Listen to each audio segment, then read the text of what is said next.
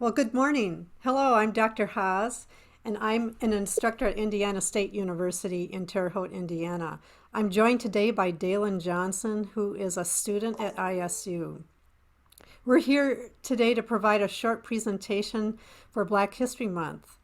I teach in a program called African and African American Studies. It's 50 years old now at Indiana State University, and I met Daylen through a class that I teach here.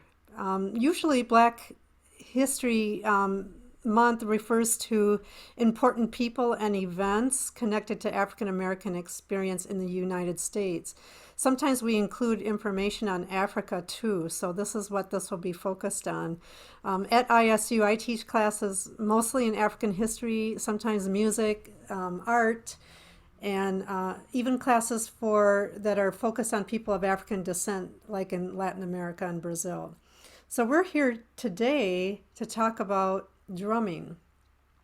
And I thought what I would do is talk briefly about drumming in Africa, and then I will interview Daylen about a project he did in the class this fall semester. But just to start out, Daylen, where did you grow up and how long have you been at ISU? Hi, my name is Daylen. I grew up in Indianapolis, Indiana on the south side, and I have been at ISU going to my third year now. Okay, great. So I'm going to talk about first about what drumming is used for in Africa, real briefly in real general terms, and also acknowledge that there are many different kinds of drums, as you can see in the background here in my music studio. So drumming in Africa, in a traditional sense, and for a long time, it's certainly used like music would be used here for entertainment or creative expression, but also it's for important activities in a community. So, for example, there's important events in people's lives, like life cycle events, that would refer to when a baby is born, or a teenager who accomplishes certain things to move into adulthood, even when someone passes away, like at a funeral. So drumming is present at all these events as it's a way to mark the importance of those events. Drumming is also used to acknowledge important leaders, either praising them at certain public events or even announcing when they arrive in a town. We see this in our society when a leader from another country, our military band may greet them at the airport, or if our president goes to another country, it's common for some other lands to welcome important leaders with music. Drumming can also be used for seasonal holidays like the harvest or important festivals, outdoor parades, or even to announce or bring attention to social problems. So you can see drumming is used for lots of different things. And of course, there are certain aspects of drumming that are considered important, and I'm going to let Daylen tell you more about those kinds of things. But let me just say that there are also many different kinds of drums. You can see in the background here that they come in different shapes. They also have modern drums, like a drum set. I don't know if you can see my drum set there, the cymbal. So they certainly have music and drumming for modern times as well. And sometimes these are put into combination.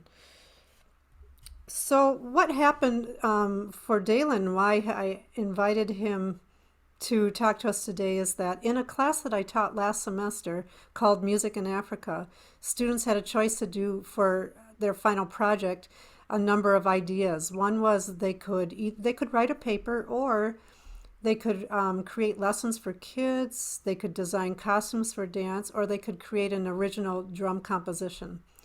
And that is what Daylen chose to do. And he put a lot of work into it, and it was very exciting. And I'm really anxious for you to get a chance to hear his original composition. But first, we're going to talk to him about the processes and some of the steps he took to do that project. Okay, so I'm going to ask him some questions, and then I'm going to let him tell you about that process. 1 minute, please. I'm looking for my questions. Having trouble opening that. Well, the first one is, Daylen, how did you come up with the name for your drum composition, Happy Feet? Okay, so the name was Happy Feet, and I got it from learning the dances and how everything is played out. So when I was doing the research, I figured out that African dances come mainly from feet with some subtle hand movements, and the flow and everything was all based off of how fast or how slow the drums were going.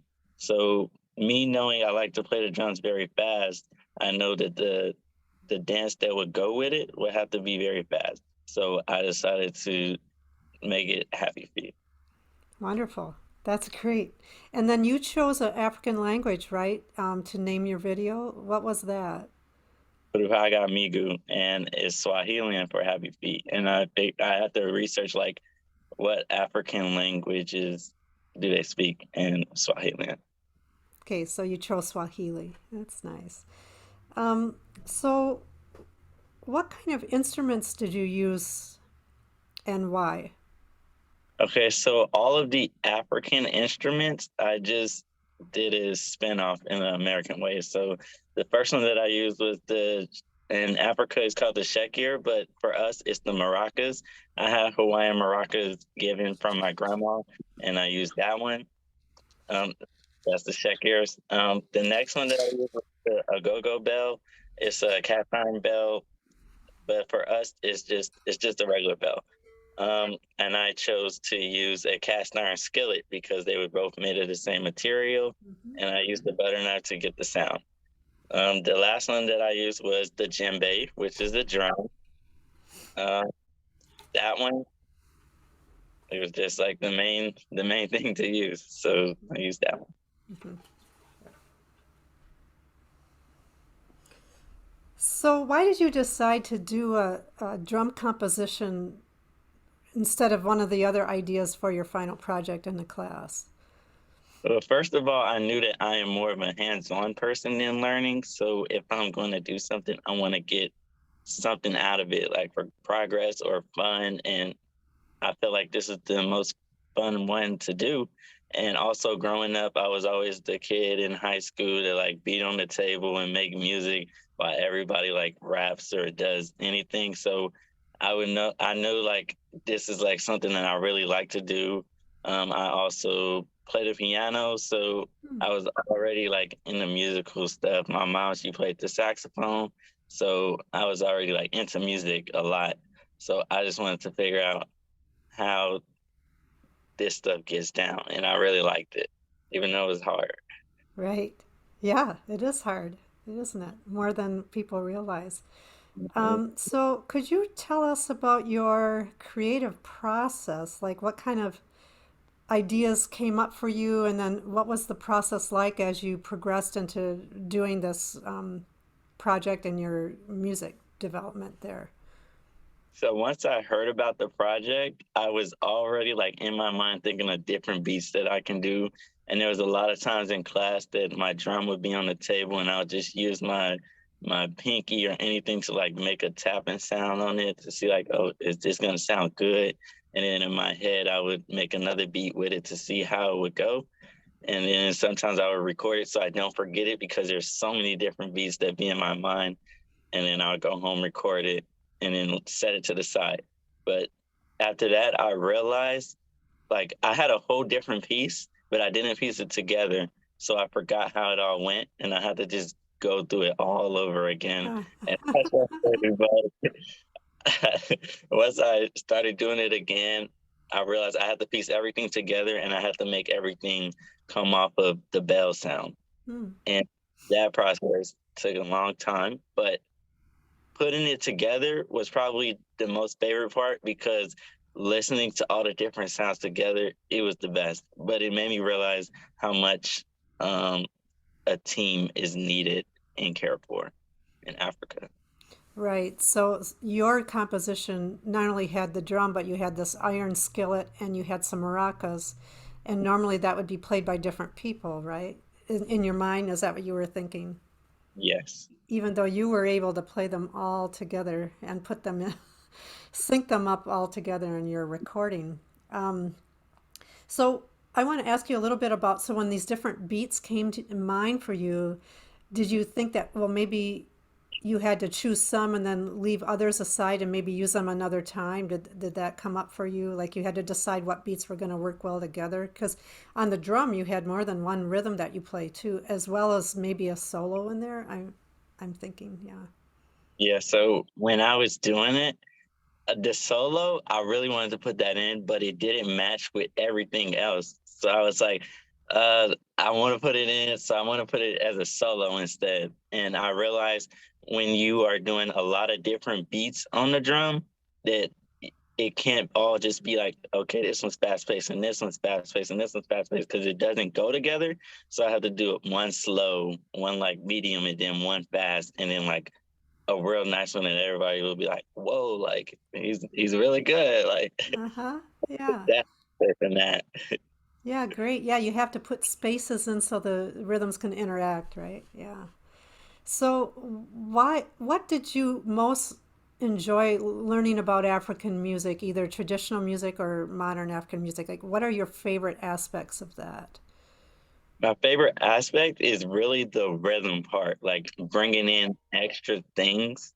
So it starts with like something real small, just like straight up with the bell, and then you add it in layering things together. That was probably my favorite aspect. Also, like the melody, seeing like in the tempo, like which one's fast, which one's slow. Those are really like really big ones to me.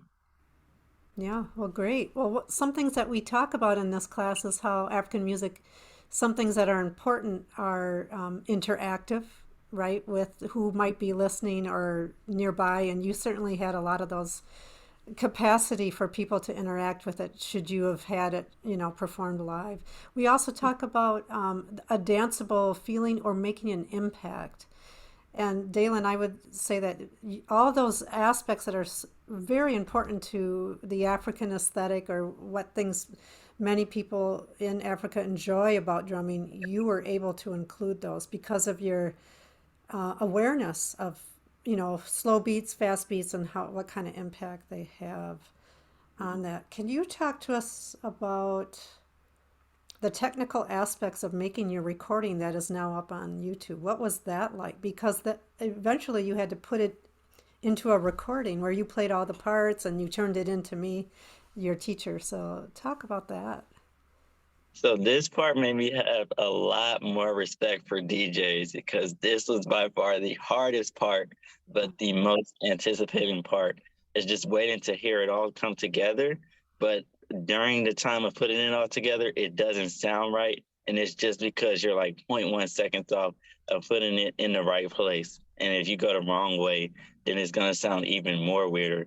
So it's like the technical aspect, it was very hard. If you don't have the right software, your computer freezes, or you lose a couple of files, or you have two different ones in a file.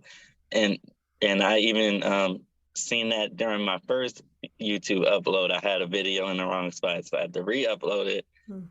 That part, it was a lot. It was stressful, but hearing the sounds, you have to cut the sound out, and then you have to put this all the sounds together, and then you have to match the videos with the sounds so it all looks right and sounds right. So that was a lot of work, and it That's takes the hours, but it takes patience as well. Yeah, time and some headaches, right? So you had multiple video recording files. Is that what you did? You would record yourself playing different parts? Different pieces, and then use one software to put all the sounds together, and then use another software to put the videos with the sounds. Wow. So what software did you use? So for my sound software, I use BandLab. So you would be able to take the video with the sound and put them all into BandLab, and then you will be able to overlap the sound. And then you can take that sound, take the MP3 out, and then you'll be able to put the MP3 on, download the MP3, put it on a computer, and then ship all of your videos to the computer, mute all of the video sounds, and then put the MP3 sound, and then match the MP3 sounds with whichever videos that you want to put it. Wow. And is that a different software than what you use for the video? Yeah, this one's just like installed on my computer by default. Hmm. I don't know what it So really whatever, is. yeah, it makes MP4s or something. Yeah. So is there anything else you want to say either about your project that we didn't get to, or music in general, or even your experiences as a college student at Indiana State University? So about the music, I would like to say that even though a lot of people want to be individual, it does take a team effort because I know even though the YouTube video is really good, I know if I was able to teach a class it would sound a lot better. Hmm. And it's just a lot of patience with that. Well, as far as school and how college goes, a lot of people think that college is like hard and it's too much. It's just you have to adapt really to your learning styles. A lot of people like just writing stuff. A lot of people like hands-on things like myself. And there's a lot of classes where you just got to sit and listen, and a lot of classes where you got to be interactive like this one. And energy is really a big thing because if we like go into your classroom like tired, then you won't get the how do I put this? Like the information you really need and to reciprocate onto the rest of the day. So that's really like how college really is. And is basically just how you make it, really. Mm-hmm. Great. Well, thank you, Dalen, so much. Appreciate you taking the time to describe this process and to talk about your love for drumming. I hope that you get to continue to do it and hopefully drum with other people some more, right? So Because that bad. seems to be the big takeaway that you've brought today is that drumming is really more satisfying and the quality goes way up if you can do it with other people. And it's coordinated, it's put together, it isn't just random, right? So you've done a wonderful illustration of that. Please look for Dalen's YouTube, Daylen Johnson. He calls it Happy Feet. It's on YouTube. And we'll put this in the description so you can find his recording of his final project. Let me just show you an image, though, I have of it. This is his YouTube video, Happy Feet, Final Drumming Performance, African Inspired. Thank you so much, Dalen, for your time, and I hope to see you around campus Thank some you. more. Yeah, take care. Bye You bye. too.